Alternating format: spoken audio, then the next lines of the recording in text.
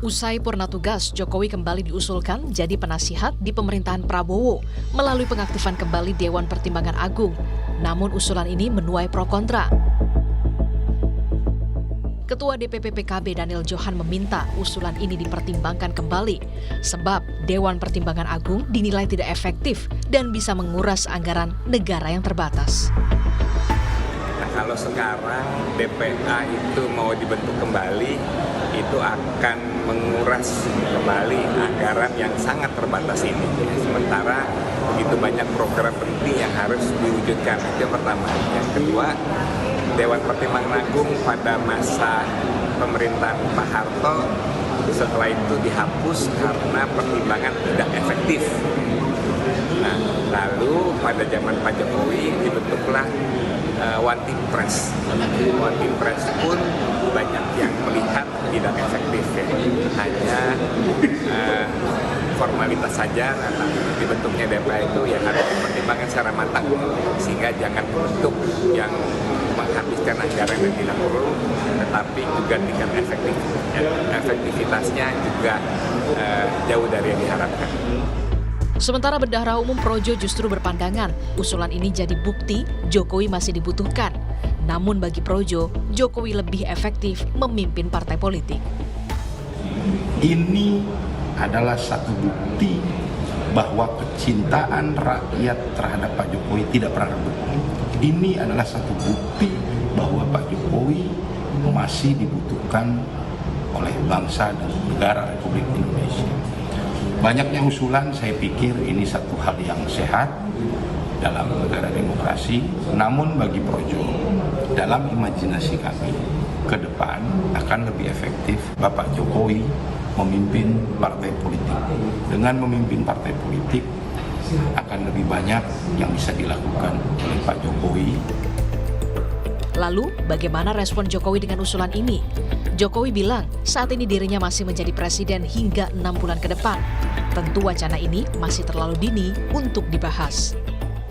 Ini saya itu masih jadi presiden sampai masih 6 bulan lagi loh. Masih presiden sekarang ini. Sekarang masih bekerja kayak gini ditanyakan. Sebelumnya Sekjen Gerindra Ahmad Muzani bilang, ke depan sejumlah lembaga masih dikaji, termasuk Dewan Pertimbangan Presiden. Beberapa lembaga mungkin akan diperkuat atau bahkan ada yang dilebur dengan kementerian. Semua kelembagaan sekarang sedang dikaji, ada beberapa lembaga yang mungkin perlu diperkuat, tapi juga ada beberapa kelembagaan yang juga sedang dipelajari untuk digabungkan dengan kementerian yang ada atau dilebur atau malah dilikuidasi. Sedang dalam kajian-kajian, termasuk Dewan Pertimbangan Presiden. Memang saat ini Dewan Pertimbangan Agung telah dihapuskan dan berganti nama menjadi Dewan Pertimbangan Presiden di era SBY. Ada 9 tokoh senior yang dipercaya menduduki jabatan Dewan Pertimbangan Presiden saat ini. Di antaranya, nama Wiranto sebagai ketua dan 8 anggota di antaranya, yakni Dato Sri Tahir, Muhammad Lutfi, Putri Kuswisnuwardani, Agung Laksono, Sidarto Danusubroto, Soekarwo, Jan Faris, dan yang terakhir Gandhi Sulistianto. Pertanyaan selanjutnya, mungkinkah sosok Jokowi akan diakomodasi Presiden terpilih Prabowo Subianto sebagai penasihatnya kelak? Tim Liputan, Kompas TV. Usai purna tugas, Jokowi kembali diusulkan jadi penasihat di pemerintahan Prabowo melalui pengaktifan kembali Dewan Pertimbangan Agung. Namun usulan ini menuai pro kontra. Bagaimana peluang Jokowi jadi penasihat Presiden terpilih Prabowo Subianto? Kita bahas bersama analis politik Universitas Al-Azhar, Kang Ujang Komarudin. Kang Ujang, selamat sore. Ini kan ada usulan ya soal Jokowi jadi penasihat dari Prabowo Subianto. Kalau Kang Ujang ngelihatnya, sebenarnya ini memang kebutuhan, keinginan dari Presiden terpilih, atau ini sebenarnya hasil komunikasi partai politik untuk mengakomodasi Pak Jokowi sih? Ya, boleh-boleh saja Pak Prabowo katakanlah punya keinginan untuk menjadikan Pak Jokowi sebagai penasehat. Makanya Pak Prabowo punya konsep, punya ide yaitu presidential club. Artinya mantan-mantan presiden akan bergabung untuk memberikan masukan-masukan termasuk Pak Jokowi gitu.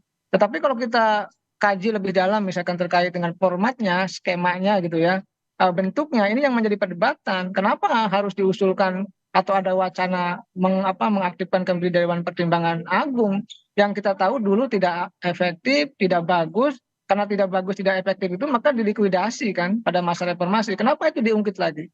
Padahal kalau kita lihat dari sisi anggaran juga tidak akan boros, lalu efektivitas juga tidak ada. Nah, sejatinya kalau memang mau mengambil Pak Jokowi sebagai penasehat ya katakanlah pada masa pemerintahan Prabowo Gibran, maka tempatnya bukan di DPA itu. Silakan misalkan di One Team Press bisa, ataupun di tadi Presidential Club dengan format yang tentu harus dikaji lebih dahulu.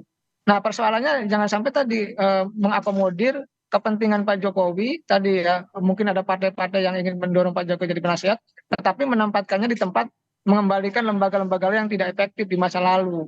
Ini kan sesuatu yang konyol, sesuatu yang aneh, sesuatu yang menurut saya tidak bagus. Mestinya berpikir ke depan, progresif gitu. Progresif itu ya ketika lembaga yang lama tidak efektif itu mestinya tidak diungkit lagi, tapi cari bentuk atau format yang lain yang bisa mengakomodasi Pak Jokowi sebagai penasehat di saat yang sama juga lembaganya tidak memboroskan anggaran. Kan itu menjadi penting dalam konteks kita melakukan pembangunan bernegara ke depan seperti itu Mbak Cindy. Oke, nah kan soal tidak efektif pemborosan anggaran ini juga disinggung sama PKB. Artinya kalau memang mau menjadikan Pak Jokowi sebagai penasehat, udah ada wadahnya, One Team Press aja ya biar nggak tumpang tindih. Ya, One Team Press bisa. Kan memang yang lalu-lalu ya, sampai sekarang memang belum pernah ada mantan presiden yang jadi One Team Press.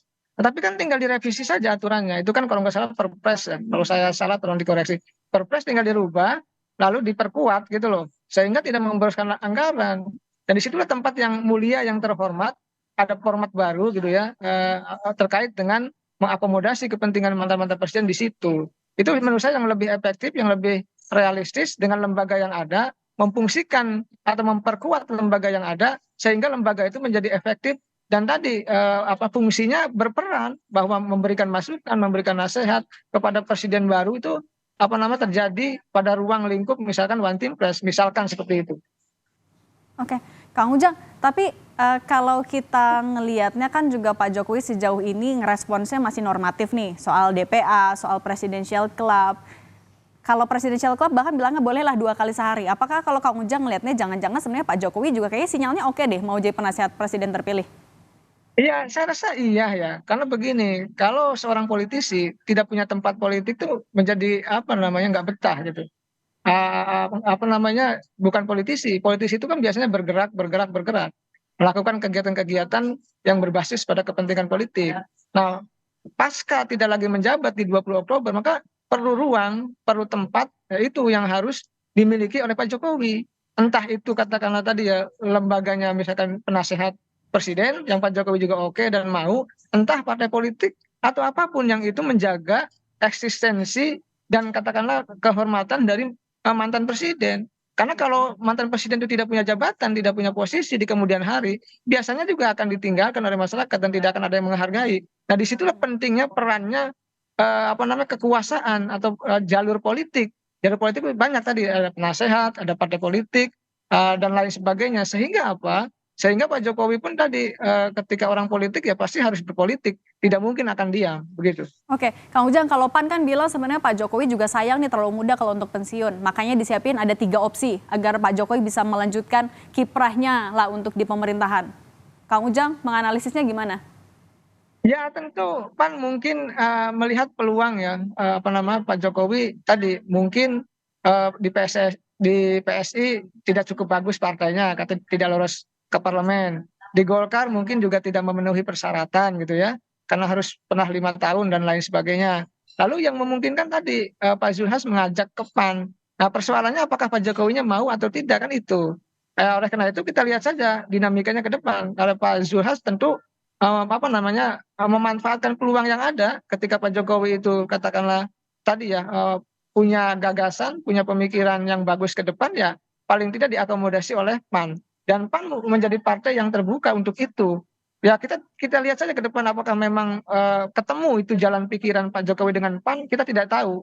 Apakah memang betul-betul PAN juga serius ataukah hanya sekedar gimmick saja. Ini hanya sejarah dan waktu yang akan melihat ini semua. Oke, tapi Kang Ujang, kalau Kang Ujang melihatnya Dewan Pertimbangan Agung ini apakah juga bentuk partai politik atau saling mengakomodasi dari partai politik, Kang? Ya kelihatan ini kan usulnya bukan dari partai sebenarnya, usulnya dari Pak Bambang Susatyo ya, Ketua MPR gitu yang mewacanakan kembali ini. apakah ini representasi partai politik? Saya rasa bukan ya. Pak Bambang Susatyo walaupun beliau kader partai gitu, waketum partai di Golkar, tapi kan bukan ketua umum partai. Artinya itu sikap-sikap pribadi, bukan sikap partai.